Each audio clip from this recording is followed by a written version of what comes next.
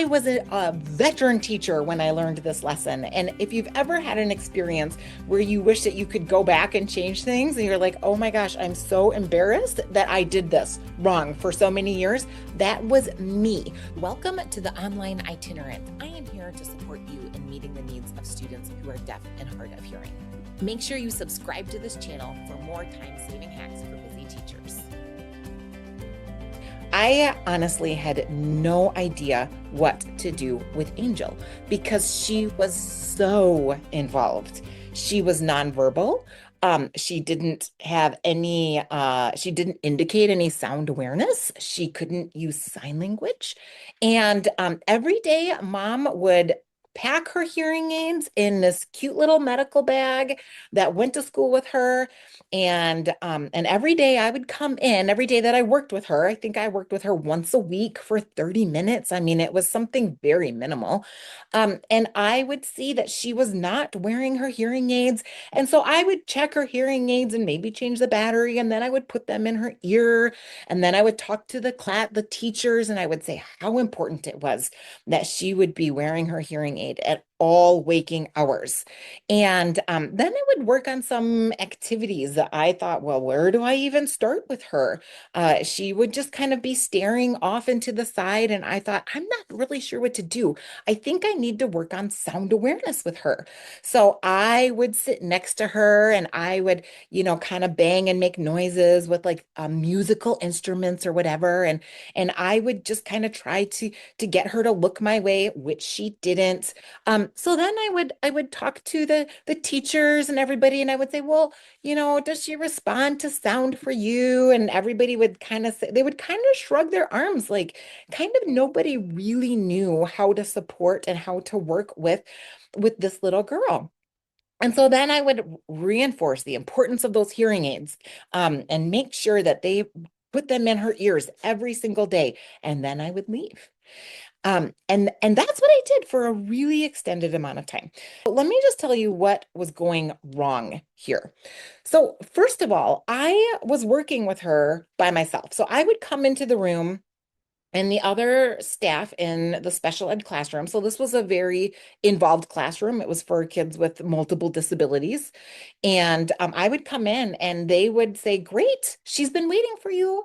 And then I would work with her on my own again for like 30 minutes once a week. And then again, I would talk with them and then I would, leave. I would give them some things to work on and stuff like that. But honestly, I didn't know what to work on.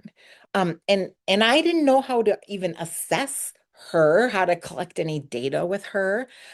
I didn't have the communication with her family, and I didn't really have an opportunity to really experience and work on any kind of carry through. So and by the way, it was exhausting. It was exhausting. I really felt like, what am I even doing here? I really feel like I feel like this is not, I'm spinning my wheels. I really did. And in my 30 years of working with deaf and hard of hearing students, and with the online itinerant, where I connect literally with thousands of teachers throughout the United States and Canada, I know that this situation is not only me that this was happening to. Now, Angel was medically fragile, and there came a point in time that she was not in school for a long time, for a while. And when she finally came back to school, of course, everybody was in a rush to be able to get her some services. We had to kind of like cram in what we could. And so I came in to see her, and the SLP was working with her. And the SLP was sitting in front of her with a book. And she had a picture of a cat, and she said, what does the cat say? The cat says meow. And this was what the S, and then she would turn the page and she would do the next page, which was a cow, and she would say, what does the cow say? Moo. Can you say moo? And I remember looking at the situation and thinking, I noticed that her hearing aids were out of her ears, and I thought, she can't even hear you. Like this, dear SLP, this isn't good because she cannot hear you. And I thought, this is really gone awry. And I said, okay, well, we've got to make sure her hearing aids are in. We've got to do this. So she stayed and we started to work together. And we put the hearing aids in. And then I said, I'm working on sound awareness. So I showed her what I was doing. I kind of went to the side of this little girl of Angel. And I was, doing the same thing that I do. And I was showing the speech therapist how that worked. And then when I was working with her, the vision specialist walked in. And the vision specialist said, she doesn't have sight. I was trying to condition her, right? I was trying to do the lights and the noise and everything and trying to get her to look. I was trying to teach her how to do that. And the vision specialist said, she doesn't have vision over there. Her vision is kind of tunnel vision and low. So you need to get right in this spot. And so oh my gosh, I didn't realize that. So I changed what I was doing and I kind of positioned myself just right. And so now the three of us were kind of working on this. And would you believe then the OT person walked in? So we were all suddenly in the same room together. And the OT, by the way, let me back up. She was in one of these like kind of like a foam pit. Like it was like a cushioned kind of like little circle and she kind of had balls in there and she just was kind of lounged back. And we were working on her with this. And the OT came in and the OT said, she can't turn her head if her core isn't engaged. We need to sit her up and we need to engage her in this way. And only then can she move her head. Okay. For all of this time, we had all been working with her on different things because our school was like, well, each person needs to have their time with her, and we didn't want to overlap. So we were intentionally not coming in at the same time. But in that process, we were completely missing the boat of how to work with Angel. And that day, the light bulb went off for all of us and everything changed. So if you are this person that was doing what I was doing, if I could do like an extreme zoom right now, I would say, don't do that anymore. We've got to stop. We're going to work on this differently because I'm going to give you the 6 hacks for working with deaf students with multiple disabilities. And here's what we need to do. Here's the top number one thing that we need to do with these students. And that is we need to work together as a team, just for this exact reason that I just shared with you. Because working with a student with all of these different layers, and then it's like working with a Rice Krispie treat, right? You have each individual challenge, but when you mix them all together, now you cannot separate them. It's like trying to take a Rice Krispie treat and trying to pull out the marshmallow and only the marshmallow so that you can work with just the marshmallow and do something different with it. You really cannot separate it once everything is kind of combined like this. And that's what I had been trying to do. And and so because of that, because we cannot separate these things, it is so critical that we come together as a team. So from then on out, as soon as we realized what everybody was doing was doing and how, oh, and by the way, when each one of us was working one-on-one with her, because that's how we would work with her one-on-one. And then we would leave and we would kind of consult with the team, with the other people in the room. But we were not being effective because the people who were with her all the time, was not involved in this process either. So all of us was just kind of going and kind of like spinning on a little hamster wheel, and then we would leave, and then somebody else would come and spin on the hamster wheel and leave.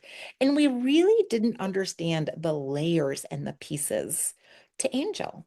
So we determined from here on out, we would go in twos, but we would rotate those twos. And we always wanted to make sure that somebody in the classroom was with us and working with her so that they could get that information and could continue to work on it and share what they were learning with each other as well. And interestingly enough, so for this particular student, She had an aide that worked with her. Now, how much training did this aide have in working with students with complex needs? None. She was hired as an aide, but she didn't really have any training. She just knew that she was supposed to kind of help out where she was directed to go. So if you have experienced something similar to this, I would love if you put it in the chat and just sort of let me know that. Kind of let me know are you in a situation, work with a student like this, are in a situation where you're coming in, you're working one-on-one, and it just kind of feels like your wheels are spinning? Go ahead and put that in the chat and let me know that so that I know that I'm talking to the right group of people here. So from there on out, we worked in at least twos, and then we would rotate, and we would always make sure that there was somebody from the who was with her all the time that could participate with us. And then we would engage that person all the time so that they knew what to do after we were gone. Because what we found out is the people who were kind of working with her a lot when we weren't working with her kind of didn't really know how to best support her or her family either. So we started getting together and things changed. So after that, after we decided to work as a team, we decided we need to spend some significant time observing and really getting a sense of this little girl. Like, how did she respond? What did she do? So we started looking at this together because actually it took a team of us because she would put her hearing aids in, and next thing you know, we would get a blink. And I would notice the blink. Nobody else would notice the blink when there was a noise. And then when somebody would pull the stroller up, she would kind of get tense. And the OT noticed that she was getting tense. I hadn't noticed it. So we really started noticing like each other's being able to support each other and noticing her communication that none of us had really picked up on before. So we started looking at these different things, basically different observations, different environments with different staff interactions. We wanted to see what got her attention, what kind of caused her to maybe get agitated or, her way of shutting down. How did she initiate any type of communication or excitement or frustration? How did she engage in anything? We wanted to look and see if she was by herself all the time or if she was ever with peers.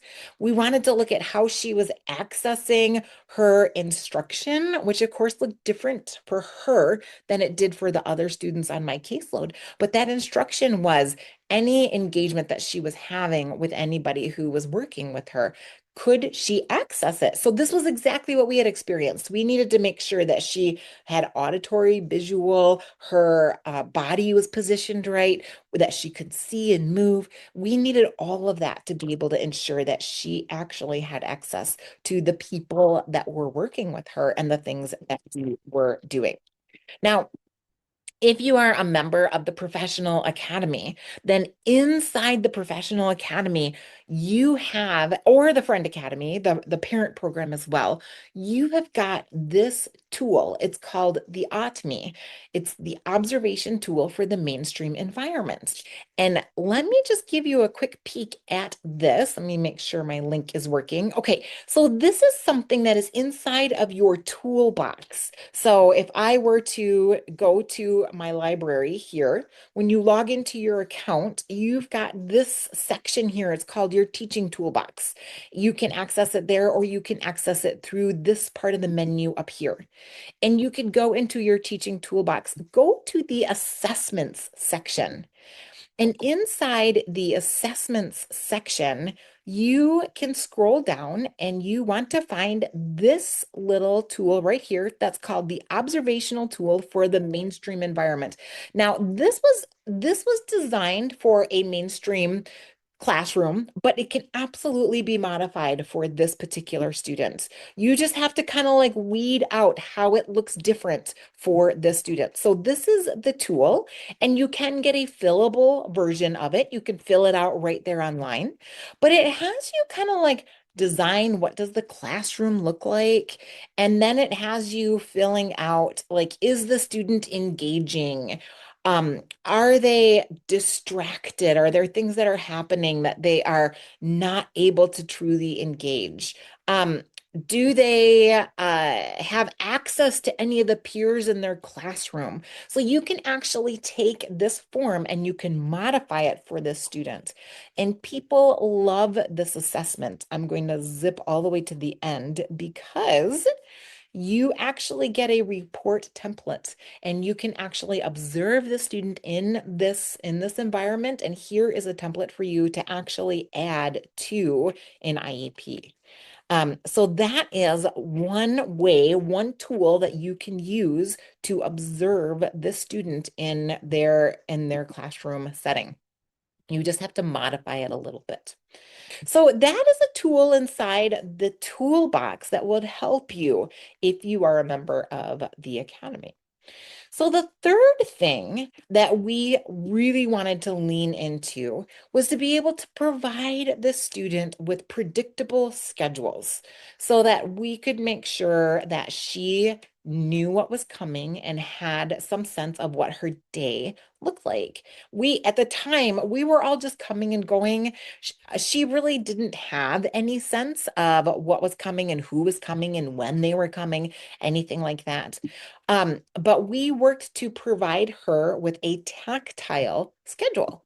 Now, if you recently attended, we had a live training in March that was about enhancing access and classroom adaptions for children who are deaf, deafblind, and deaf plus. And really the focus of this were students who are deafblind and deaf plus additional disabilities. Inside of this training, we had a whole section about building tactile schedules and how we could bring something to our student and she could bring it to us and or pick it up and give it to us or touch it or move towards it or anything like that that would help kind of prepare her for what was next. So if you are inside if one of the academies or you can have access to this training, it was fabulous. It was fabulous. And we've got a next one coming up. So this one was March. The training is completely available to you.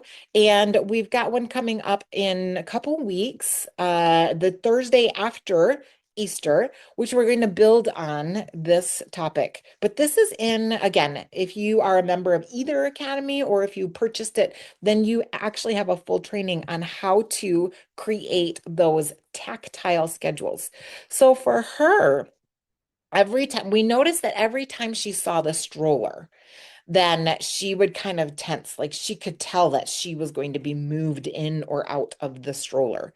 So we were able to actually get like the seat belt or a belt from the stroller, and we used that as part of the communication for her to know that she was going to have a transition and she could prepare for it ahead of time. Because what we learned was that she kind of got agitated. She didn't really know what was going on. I didn't. Okay, because here's the next thing that we realized was happening and that we completely changed. So remember how I mentioned to you that the SLP was reading a story for her? We know how valuable books are, but she did not have any meaningful language. She could not see the book. She could not make out, the language wasn't actually helpful for her. So we decided together to change our activities to be these interactive activities that would engage all of her senses.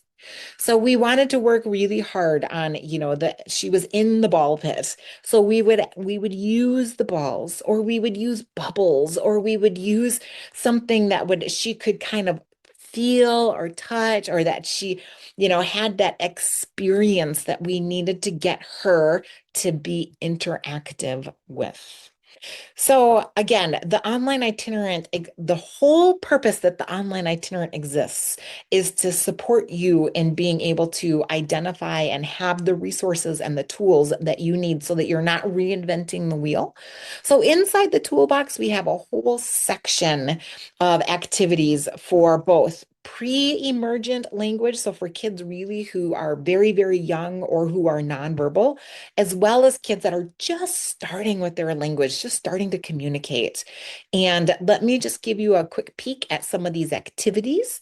So we've got activities that helps you with all of these things, such as like, playing with bubbles and doing peekaboo, showing pictures of familiar faces, and some different activities that can prompt communication and reaction from kids who are nonverbal or are pre-lingual.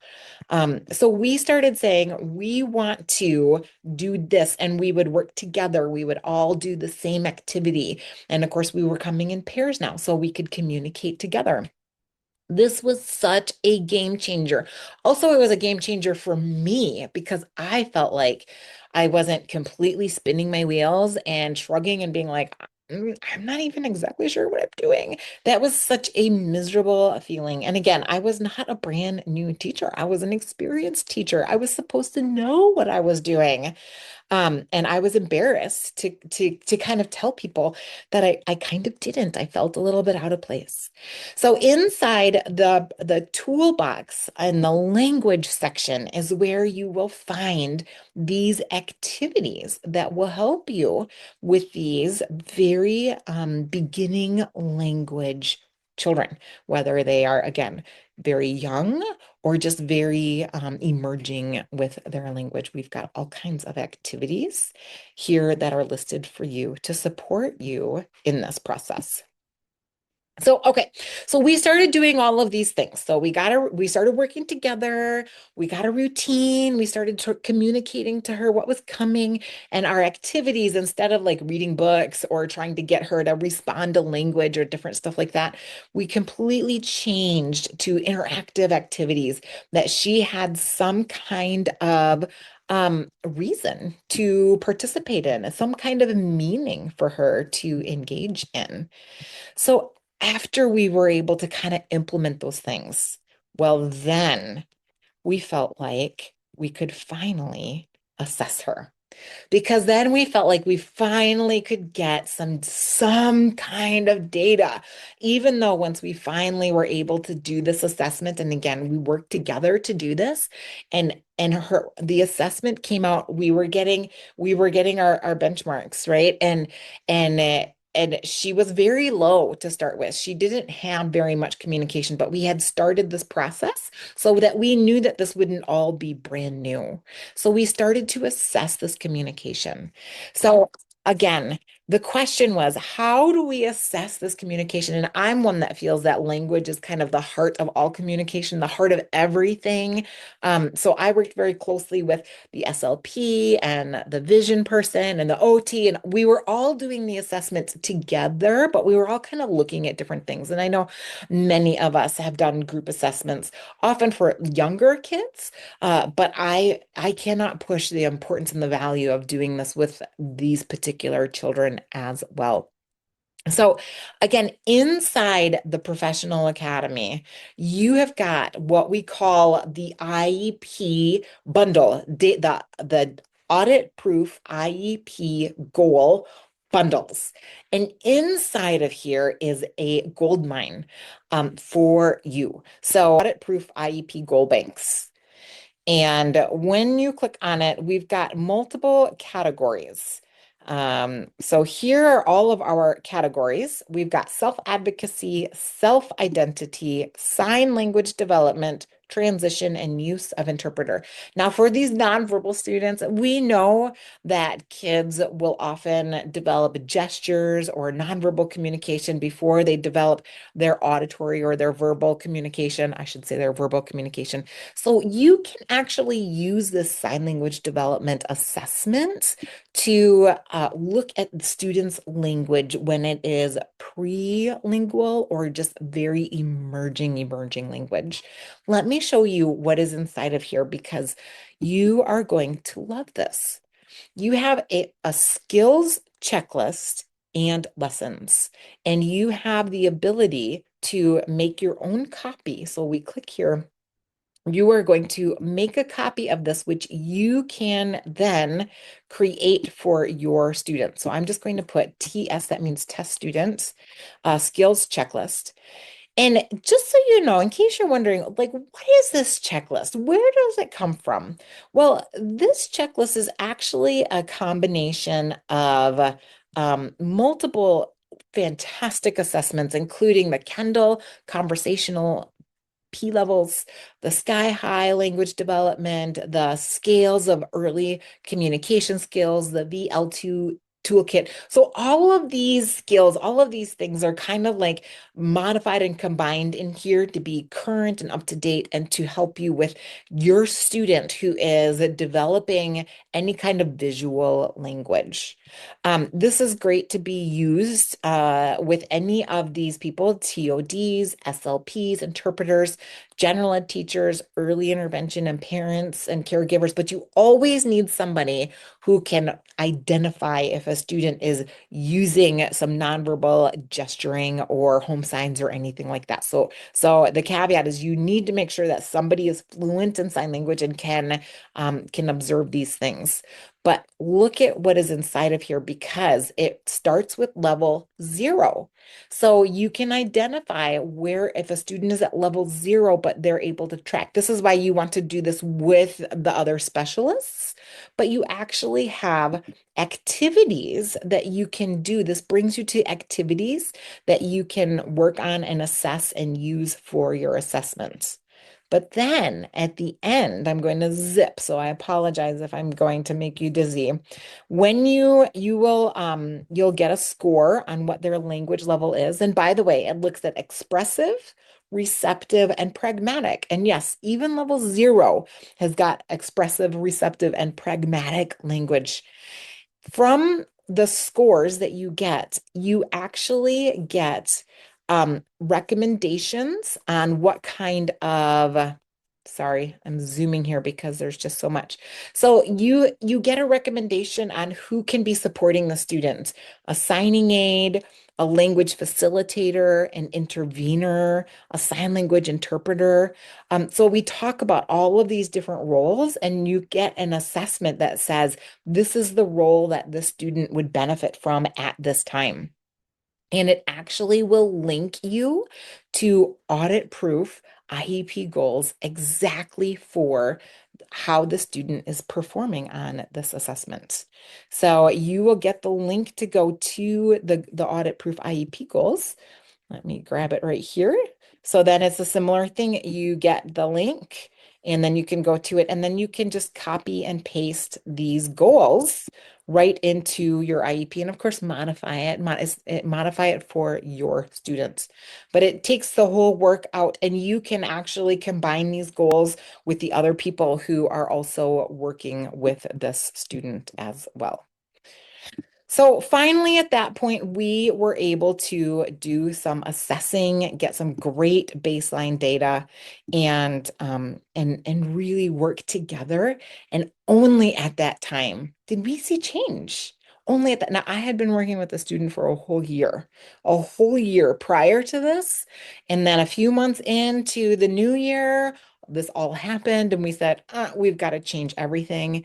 And by the end of the year, we saw some significant changes. Now, she was able to get excited. We could see when she was excited about something.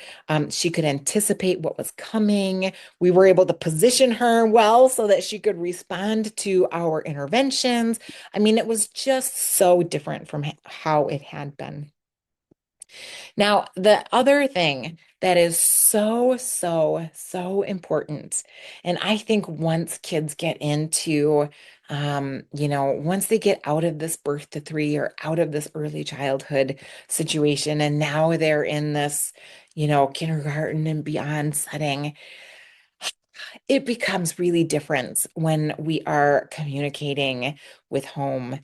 And yet, it's so important because home They know things about their child that we don't get that glimpse into. They spend way more time with their child than we do. And they don't know what we are working on. And again, if we're working on skills like making sure she's positioned right, or we know that she likes bubbles, we want to make sure that we are able to share that well with home and that home can share those same things with us. So we really leaned into communicating between home and school. But of course, this was challenged because this particular kiddo was from a Spanish speaking family. So I would like to point you to one of my most favorite trainings that is inside of the Academy. And this is a training that we had from Lou Rossetti. Now, I don't know if you're familiar with that name, Lou Rossetti. He is the author of the Rossetti Scales. So the Rossetti Scale is a communication and a language assessment that was created for children from birth to 6. I use it. I love it. Um, but he is a specialist in working with very involved children, especially in those ages from birth to 6. He has been doing it for, I think, over 40 years, and has really worked closely with families. And in this training, he talks very candidly about that parent and caregiver experience. He started asking the question because he noticed that many of these families were not very engaged in working with their children or working with the schools. So he really leaned into that. And I like to say he started pulling on that string so that he could figure out why. And he started asking the question, what prevents parents from being more engaged? And what he learned from the literature and also from the thousands of families that he has worked with is that parents have often been hurt and bruised by the professionals in the system that have been working with their child even before their child turns 3. So these are doctors that just say things that are not out of any intention, but just say things that maybe aren't kind or that feel judgy or that they feel that they haven't been listened to or that they haven't been cared for. Um, the literature shows that parents, almost every single one of them, has some sort of guilt that they are coping with about, why didn't they do this better? Or why aren't they doing something better than what they're doing? And so they feel they're grasping with this. And they've been hurt by the system, by the professionals in the system. And that's even before their child even enters the school. So now we have got their child, and we're working with them, but we are literally fighting an upward battle to try to get parents to trust us and to be willing to work with us because they often have their defenses kind of up because they've been really hurt. So this particular training gives some great insight of what to say to families, how to work with families, how to come alongside of them, and just how to build that partnership together. It's definitely a training that I highly recommend, again, inside of both of our programs.